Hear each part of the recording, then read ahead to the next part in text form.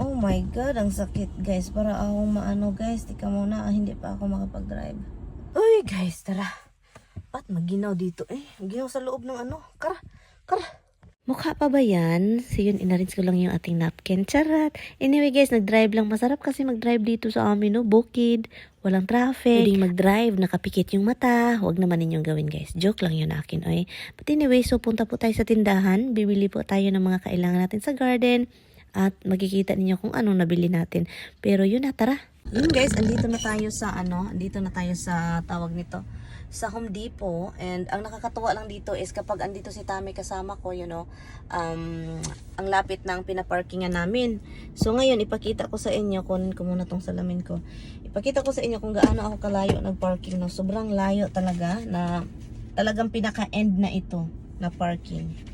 Well, meron pa doon across the street, pero dito po ako talaga mag-parking at ayaw ko talaga yung mga malalapit sa mga doorknob. Yun guys, ang layo po natin, no? Layo talaga. Andito ako sa pinaka dulo ng pinaka malayo ako ng parking. Meron doong parking. Yun. Ang layo ako. 'Di ba? Ganyan dapat, ganyan dapat mag-ano. So, alis na ako guys. May bibilhin lang tayo, no? So, ngayon, bili tayo ng mga kalupaan. Kasi ganyan dito eh. Kulang yung lupa ko guys. Kulang. So, kailangan kong mag-jag-jag. Okay? Sige na, tara. Samahan niyo ako.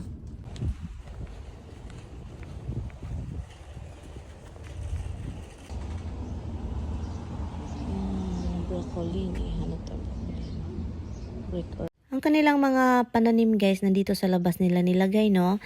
Maraming mga herb, kamates. So, ang hinahanap ko dito is broccolini kasi gusto ko talagang ng broccolini. Ang daming parsley, iba't ibang klaseng parsley po. Ngayon ko lang nalaman, ang alam ko curly at flat. May iba-iba pala talaga, no? Ang style ng parsley nila. So, ngayon, naghanap ako. Ang pinakamarami nila dito is tomato. So, wala akong mahanap na broccolini. Yung broccoli is kakaiba siya sa broccolini. Pero yun, meron akong nakita dito ang cucumber na kaiba.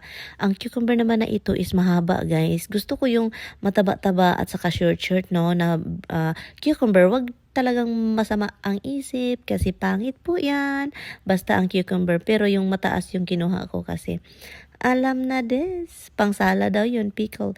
At ito naman, para siyang broccolini pero hindi pala. But anyway guys, ito na yung nabili ko. Andito na tayo. Sa sasakyan na tayo. Meron ako ditong nabiling lupa. Pero guys, tignan yung mukha ko guys. Hindi ko kinaya. Sumakit. May sumakit yun sa akin.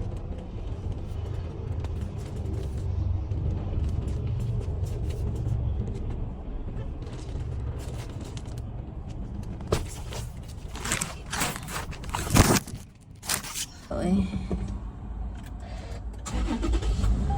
Okay, ang sakit guys. Uy. Ang sakit.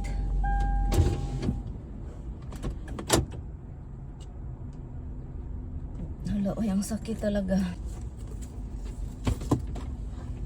Oh my God. Oh my God, ang sakit. Grabe. Kanina. Oh God. Ang sakit ng gilid ko dito. Oh, dito sa gilid, sa left side. Sa may puson ko. Puson. Oh my God, ang sakit.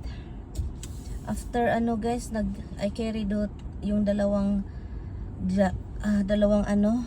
sako ng, ang bigat kasi niya kasi basa-basa ba. So, oh my God, ang sakit guys. Para akong maano guys. Tika muna, hindi pa ako makapag-drive. Oh. Oh. At saka guys, alam niyo guys, maramdaman ko ito all the time. Every time na magsuot ako ng tampons. Yun, no joke. I'm not kidding. Kapag magsuot ako ng tampons, yung parang parang dami kong naramdaman. Anyway guys, so tapos na ako dito. Aray, ginawa ko. Ang sakit eh. Ang sakit. Hold on. Ang sakit. Ay, ano ba to? Yung sakit guys na hindi ko kinaya, yung parang hinila yung mga ano dyan sa ano ko, puson ko. Yun yung naramdaman ko. After talaga carrying, parang nalunat. Iwan ko, basta yun. Pagkatapos dun, umalis ako doon sa parking lot. Nagpunta na naman ako dito sa ibang tindahan. And lumabas din ako pagkatapos. Wala akong masyadong nakita. Wala din silang broccolini, kaya ito lang yung nakita ko. Yun, tara alis tayo. Pauwi na tayo, no? Kasi po, hindi ko kinaya yung sakit. At wala akong nakitang broccolini. Iwan ko kung saan tayo pwede makahanap ng broccolini na plant. Or baka it's late na. Kasi sabi pa, yung broccolini daw, masarap daw yung itanim sa mga spring and fall. No? Hindi sa summer. Let's see. Kasi gusto ko talaga yung broccolini. And maghanap tayo online kung saan tayo makabili ng seedling, no? Yung talagang tumutubo na ba, like wala sa wala doon sa Home Depot, wala din doon sa Adams. Hindi ko alam kung saan tayo pwedeng makahanap, no? So, let's see. So, malapit ako sa bahay and naging okay na konti yung ano ko, sakit ko sa puson. Ang hirap naman ito, guys, ang hirap pagkasakit. Ay, may bahay ditong gibaong. Yan, trailer house yan.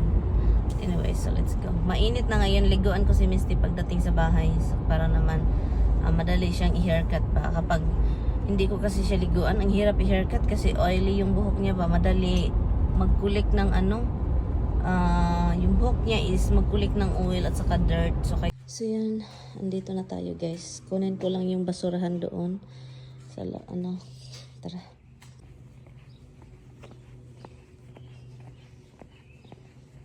Natin itong ating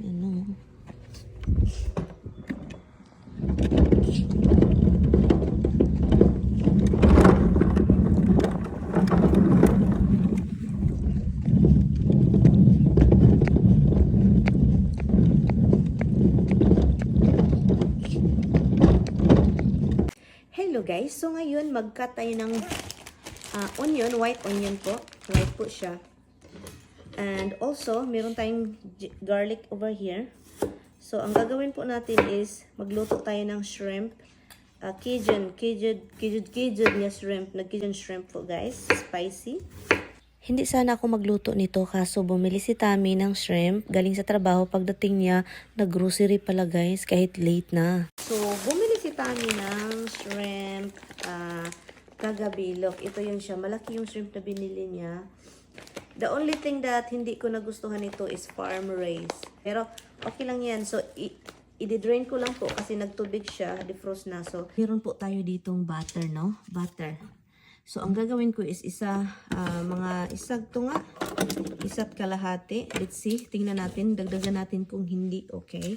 So, ngayon, ang ilagay natin ito dito sa mainit na kaldero, no? Lagay natin siya dyan. Hintayin natin siyang mag-melt. Ito pala yung mga ingredients natin. Paprika, Cajun seasoning, Old Bay na spicy, onion granulated, at saka crushed red pepper, and then oregano, and then salt. Konting salt lang. At saka ito, garlic powder. So, yun lang siya. So, 1.5 butter, no? Kapag bumibili pala kayo guys ng mga seafood na nasa bag, ganun, kung aware kayo guys, yung mga farm raised na mga seafood like salmon, mas healthy, walang halong anik-anik yung wild caught na mga seafood. Yun yung advice ko lang, no? Kasi na ako guys, tinitingnan ko na yung mga binibili ko, lalo na mga frozen. Or kahit hindi frozen na sa tindahan, tinitignan ko may mga wild caught. Mga pangit lang nga, yung tingnan mo yung wild caught, iba yung look kaysa farm raised, no? Kasi yung farmers talagang bulky, nice color, yung like salmon, iba yung kulay. So ilagay na natin itong ating onion, guys. Look dito sa ating butter. And then ilagay na natin ang garlic. Look, tingnan nyo to, ito siya. And lagyan na natin siya ng kunti lang guys para hindi masyadong maanghang, no? Kasi baka yung iba, si Brenda for sure ayaw niyo itong sobrang anghang. Konting lang ganyan, maanghang na yan for sure. Gusto niyo yung maanghang-anghang talaga, yung sure na maanghang, kailangan lagyan niyo ng mga marami-rami kasi butter po siya, no? So, kapag butter kasi like oil, hindi kakapit yung anghang. So, yun siya, guys. So, yun siya. I-mix lang natin siya dyan and then, yun, pabayaan lang natin siya dyang maluto. Yan siya. I-mix lang natin palagi kasi high heat po. Nasa 4 po yung ano natin. Yan. So, yan guys, tapos na siya, no? So, ngayon, ang gagawin natin is, so, ganito ako mag-ano. Usually, i-boil ko lang yun, no? Yung shrimp. Pero ito kasi, gusto kong lutuin ko siya dito.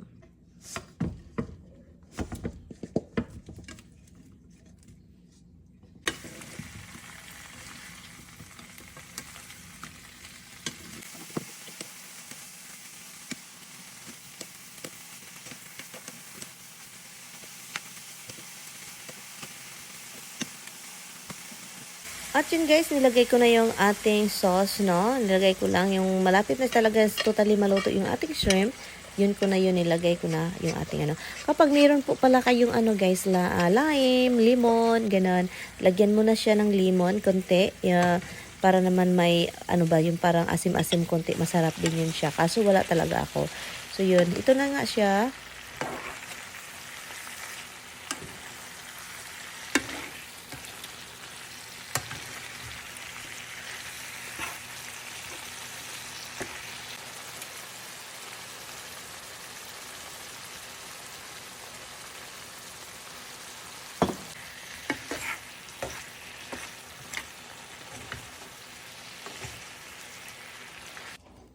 Tapos na guys. And Tommy tried it. What do you think of it? It's good. We're spoiled. We like our shells off our shrimp. We don't like to have to peel all the shells off our shrimp. Yeah, American spoiled And people. when we cook, we like to take the shells off. This way the seasoning gets in the shrimp, not on the shell. So, masarap daw. So, okay lang sa kanya. Tayo ditong cover. Cover natin. Ilagay natin dito. So, yun, Pikes. Done na. Yun lang siya, guys. Very